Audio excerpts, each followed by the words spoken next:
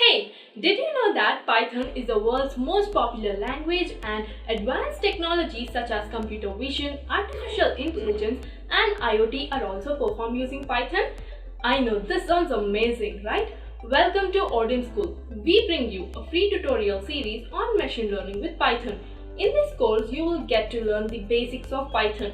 So stay tuned for more and don't forget to subscribe to OdinSchool YouTube channel. Well, if you are aspiring to become a data analyst or targeting a job in advanced computing, then these free tutorials are definitely for you. Python has become a very powerful language and a tool these days. Be it something like web development, machine learning or artificial intelligence, Python has created a whole new range of job avenues. So let's get through the course outline. This course is divided into 5 modules for an easy and a better understanding of the concepts. Introduction to Python, NumPy, Pandas, Matplotlib, hands-on Python and many more like this are included.